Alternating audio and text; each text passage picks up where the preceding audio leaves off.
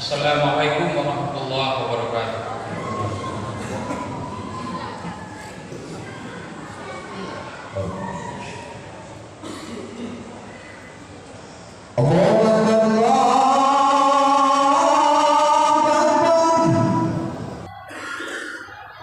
Alhamdulillah alladzi arsala rasulahu bil huda wa dinil haqq liyudhhirahu 'ala dini kullihi wa kafa billahi shahida. Asyhadu an la ilaha illallah wahdahu la syarika lah wa asyhadu anna Muhammadan abduhu wa rasuluhu la nabiyya ba'dahu. Allahumma shalli 'ala Muhammad wa 'ala ali Muhammad. Qala Allah ta'ala fil Qur'anil Karim, a'udzu billahi minasyaitonir rajim. Bismillahirrahmanirrahim. Ya ayyuhalladzina amanu taqullaha haqqa tuqatih wa la tamutunna illa wa antum muslimun. Wa qala Nabi sallallahu alaihi wasallam, ittaqillaha haitsu ma kunta wa 'amil sayyi'atal hasanah tamhuha wa khaliqin nas bi khuluqin hasanin kama. Ma'asyiral muslimin rahimakumullah, sidang salat Jumat Masjid Al-Jabar, Masjid Abu Bakar Asy-Siddiq rahimakumullah. Usikum wa iyaya bitaqallah faqad fazal muttaqun. Yang baru datang jamaah di sak kedua dan ketiga masih kosong, silakan merapat ke depan. Masyaallah muslimin rahimakumullah, kita sekarang berada di bulan Zulhijjah tanggal 18. Masih di bulan haram, masih di bulan yang dimuliakan oleh Allah. Setelah Zulhijjah ada bulan Muharram, juga masih yang dimuliakan, dan juga bulan yang dimuliakan, bulan Haram, Syahrul Hurum, dimuliakan oleh Allah Subhanahu wa taala. Dan menurut Ibnu Abbas, di bulan-bulan mulia ini, Zulqa'dah, Zulhijjah, Muharram dan Rajab, pahala kebaikan dilipat gandakan, demikian pula pahala keburukan. Dan menjelang Muharram sudah banyak masjid, banyak pihak, banyak orang, banyak kelompok ormas berencana menggelar peringatan 1 Muharram sebagai tahun baru Islam. Dan momentum itu adalah momentum penanggalan tahun Hijriah, itu diambil dari momentum hijrah. Dan hijrah itu merupakan bagian dari strategi dakwah Rasulullah SAW menghindari kekuatan musuh yang terlalu besar, kemudian pindah atau hijrah ke Madinah untuk menyusun strategi baru, dan akhirnya bisa kembali lewat peristiwa Fathu Makkah atau penaklukan Makkah tanpa peperangan dengan damai. Masyaallah muslimin rahimakumullah, salah satu kewajiban kita dalam beriman Islam ini sebagai muslim adalah dakwah. Kewajiban kita tentang dakwah ini termasuk tema topik yang jarang diingatkan, jarang menjadi bahan tazkirah peringatan kita, peringatan para dai, para ulama, bahwa sesungguhnya kita tidak hanya wajib sholat, zakat, puasa, haji, tapi juga wajib dakwah. Setiap muslim wajib berdakwah. Sebagaimana Rasulullah dan para sahabat ketika hijrah dari Makkah ke Madinah, semuanya juga salah satunya adalah dalam rangka dakwah penyebaran Islam, atau dakwah dalam pengertian yang sehari-hari adalah mengajak orang berbuat kebaikan, mencegah orang berbuat kemungkaran atau kemaksiatan. Salah satu dalil kewajiban kita untuk berdakwah sebagai muslim, sebagai mukmin, adalah dalam Quran ayatnya pendek dan suratnya juga pendek. Di juz amma itu banyak ayat dan surat pendek yang mungkin hanya dibaca kalau di masjid ketika sholat zuhur dan asar saja. Maghrib, isya, subuh, para imam biasanya baca ayat yang panjang-panjang, kecuali di mushola kecil atau ketika di rumah. Sesekali boleh diselingi ayat surat-surat pendek, karena surat-surat pendek ini syarat makna mudah dihafal, bahkan sudah hafal mungkin sejak kita TK. Dan intinya adalah inti kewajiban kita, isinya adalah tentang tauhid, tentang kewajiban kita berdakwah, kewajiban kita bermuamalah, bertakwa, beramal soleh dan sebagainya. Surat pendek dan ayat-ayat pendek yang dimaksud adalah Quran surat Al-Asr.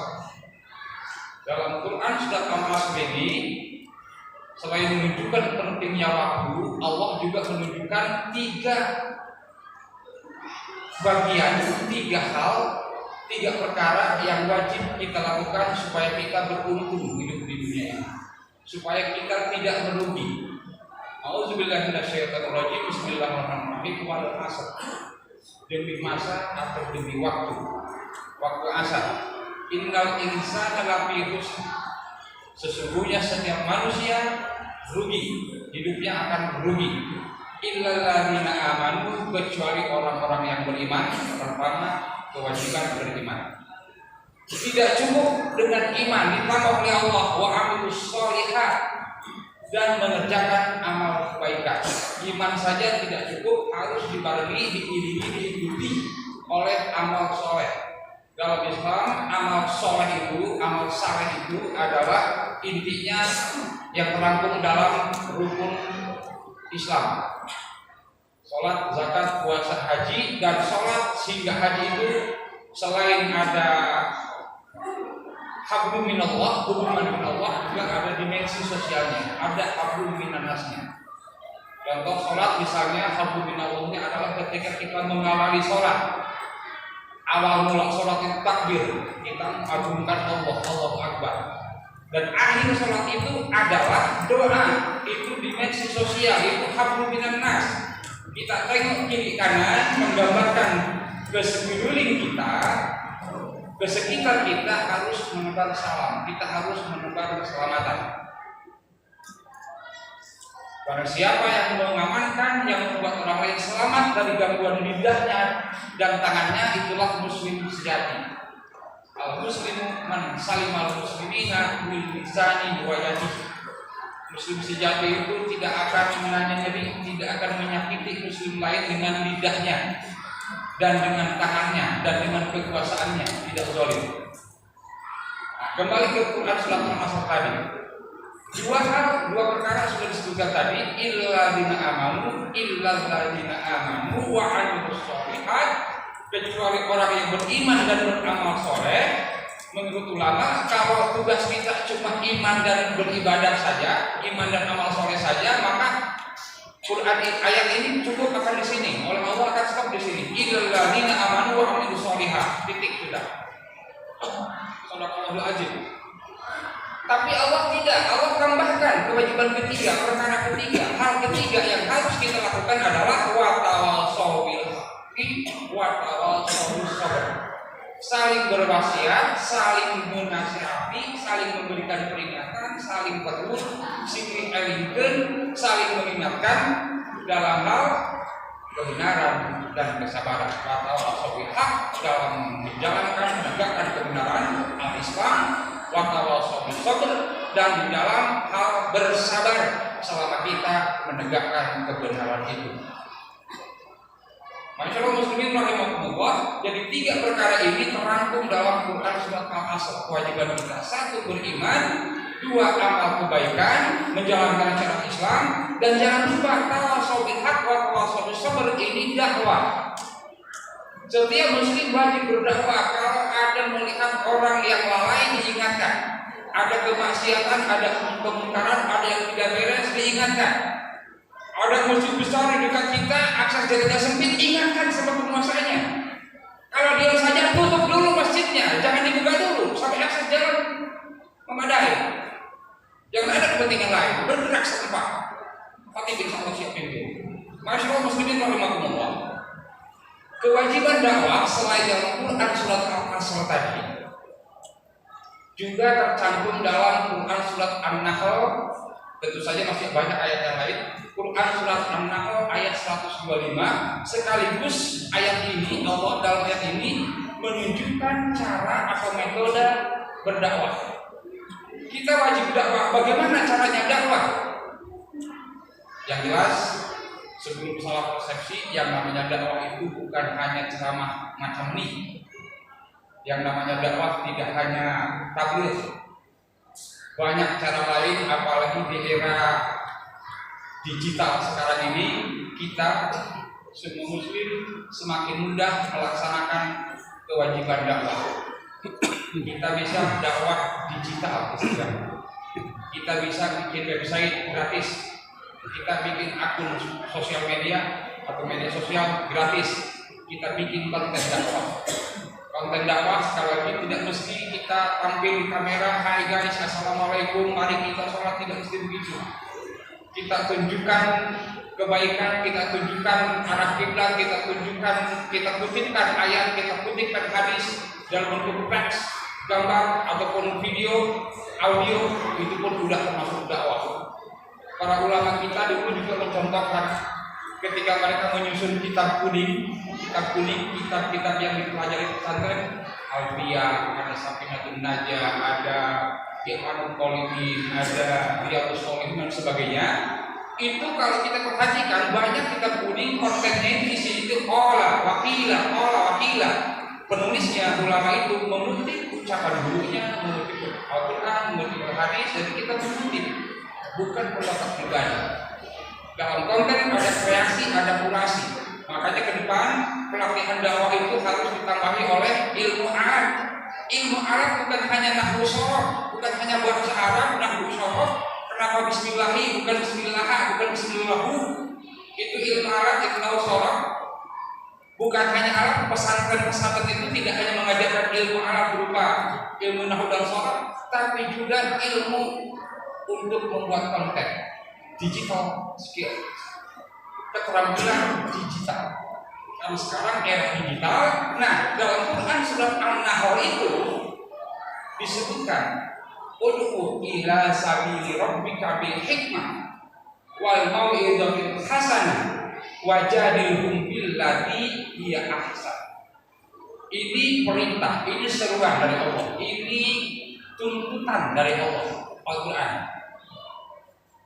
Ud'u ila sabili rabbik, serulah, ajaklah manusia ke jalan Tuhan.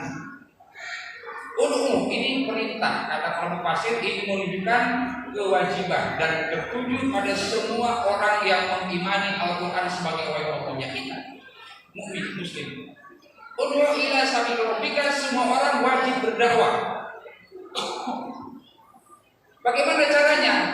Allah menambahkan bil hikmah, dengan hikmah, wal mau'izatil hasanah, dengan nasihat yang baik, wajadilhum billati hi ahsan, bila perlu mujadalah, jidal, debat. Ini kondisional.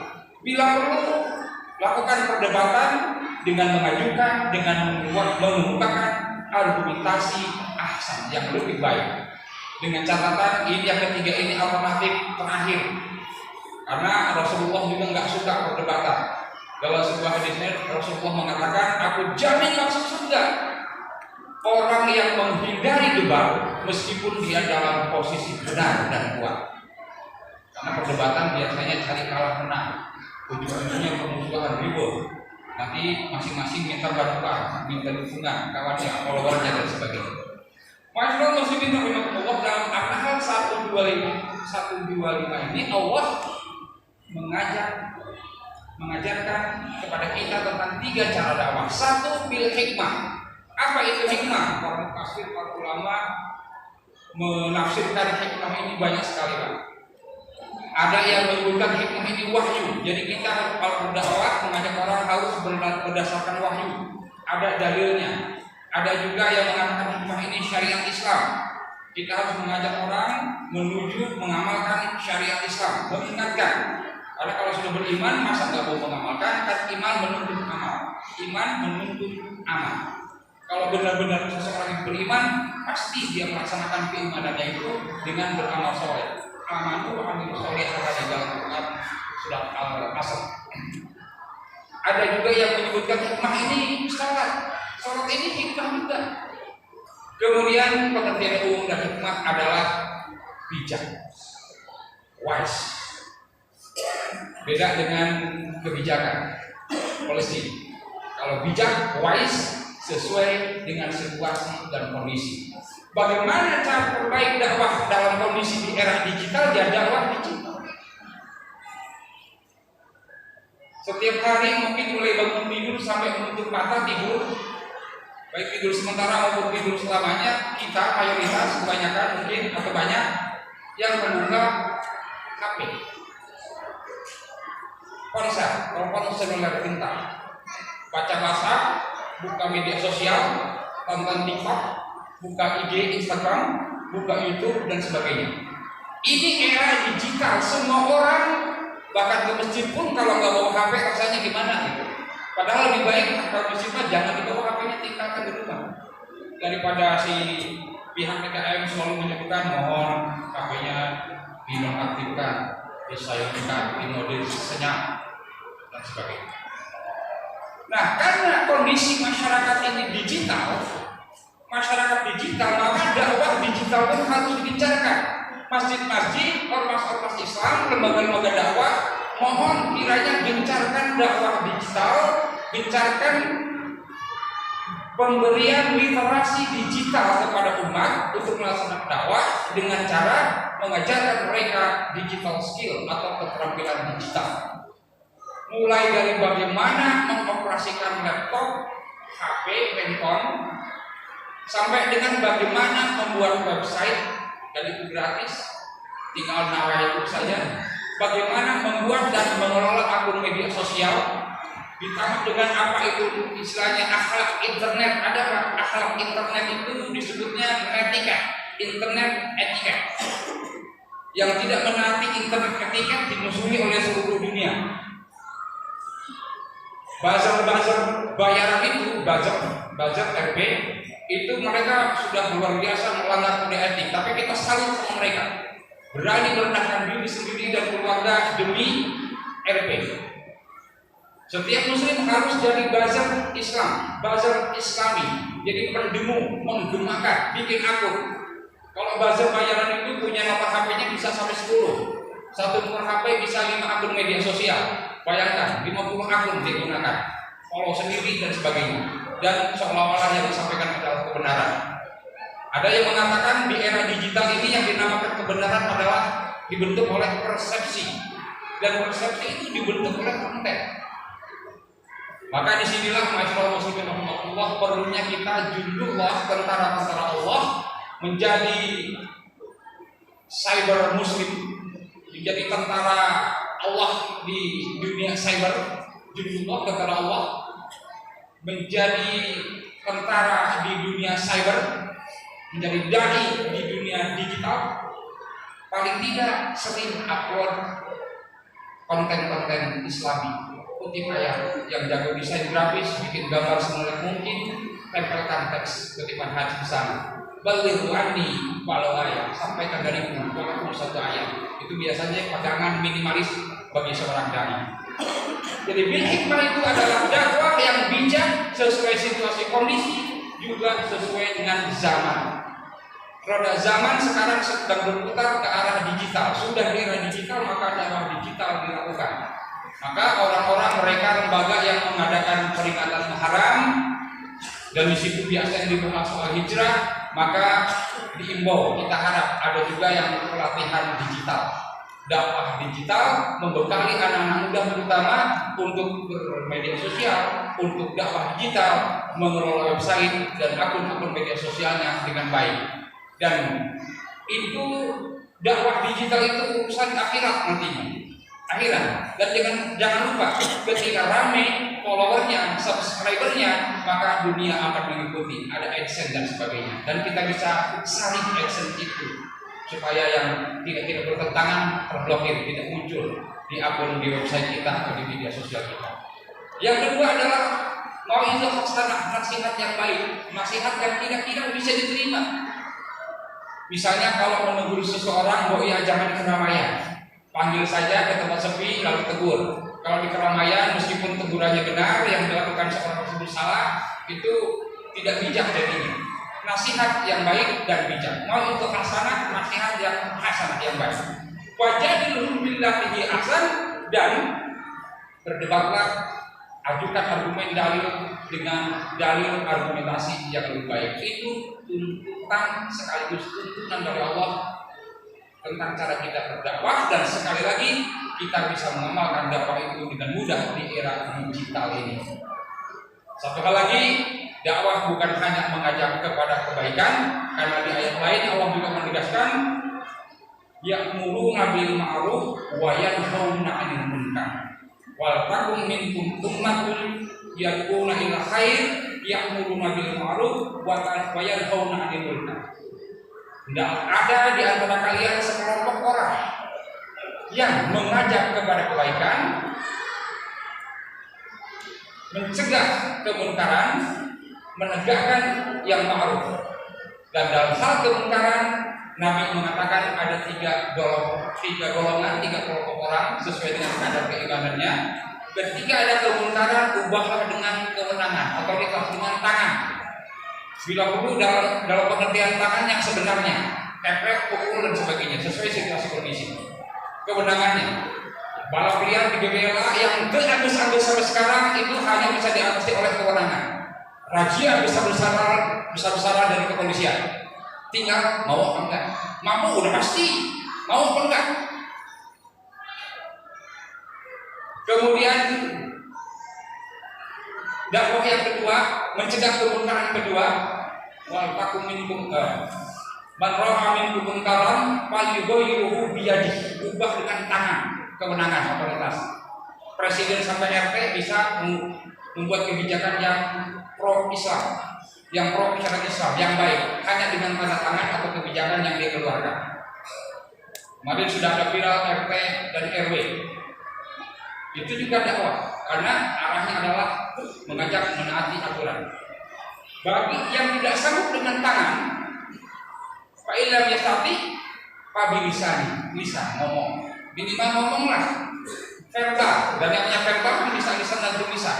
Di media sosial bisa lisan dan tulisan. Minimal ngomong, bersuara. Enggak takut juga. Bil qauli, fal yughayyiru bil qauli. Ubahlah dengan hati merasa risau, merasa tidak setuju, tapi ingat kata Nabi, zalika al iman, itulah selemah-lemahnya iman. Mudah-mudahan tidak mayoritas ini, minimal kita berlisan. Masyaallah muslimin rahmatullah, mudah-mudahan Allah memberikan kita kekuatan dan pemahaman tentang iman, Islam dan dakwah, sehingga kita bisa menegakkan, memegangnya, istiqomah mengamalkannya dengan baik, sehingga kita menjadi orang-orang yang beruntung dan kita mati meninggal dunia dalam keadaan beriman Islam.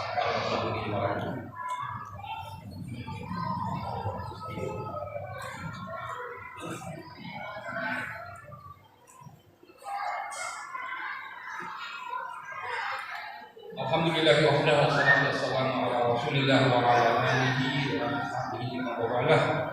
Asyhadu an la ilaha illallah wa la syarika lahu wa asyhadu anna Muhammadan abduhu wa rasuluh. La nabiyya ba'dahu. Masyaallah muslimin rahmatullah. Mari kita akhiri khutbah ini dengan doa memohon kepada Allah Subhanahu wa taala agar muslimin muslimat di seluruh dunia diberi kekuatan, ketabahan dan kesabaran dalam menegakkan agama Allah, karena tantangan begitu makin berat. Ada sebuah lembaga persatuan yang juga tidak sesat masih ayat mabela. Nauzubillah min dzalik, kita tidak astagfirullah, dan kita tidak boleh diam terhadap kemungkaran kecil apapun. Innallaha wa malaikatahu yusholluna 'alan nabi ya ayyuhalladzina amanu shollu 'alaihi wa sallimu taslima. Allahumma shalli 'ala Muhammad wa 'ala ali Muhammad. Allahumma ighfir lil mu'minina wal mu'minat wal muslimina wal muslimat al ahya'i minhum wal amwat. Allahumma amin wa arina al-batila batila wa arzuqna al-iman. Rabbana zalamna anfusana wa lam taghfir lana wa tarhamna lanakunanna minal khasirin. Rabbana atina fid dunya hasanah wa fil akhirati hasanah wa qina adzabannar. Amin ya rabbal alamin. Assalamualaikum warahmatullahi wabarakatuh.